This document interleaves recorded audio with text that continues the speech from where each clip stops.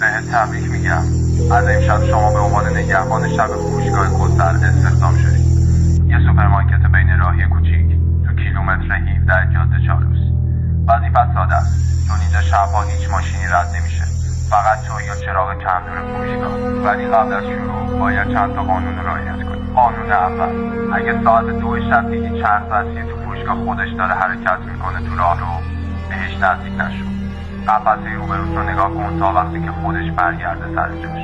قانون دوم، هر شب ساعت 3:10 مردی با پالتوی مشکی بلند میاد و میپرسه جاده کدوم طرفش بازه.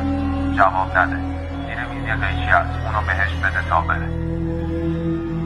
قانون سوم، اگه ساعت 3:17 صندوق بدون دلیل شروع کرد به پرینت گرفتن، کاغذشو بردار ولی نخونش. اگه خوندی از همون لحظه صدای قدم‌هایی رو میشنوی که همیشه پشت تو هست. قانون چهارم، اگه رفتی دستشویی و تو آینه شکستش تصویر خودت رو ندیدی، دستات رو بکن تو جیبت تا زمانی که صدای بسته شدن در مغازه بیاد. حالا میتونی برگردی پشت صندوق کارت.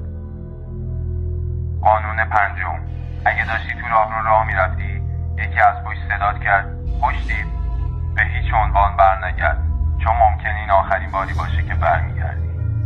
اگه سوالی داشتی فالوم کن. موفق باشی.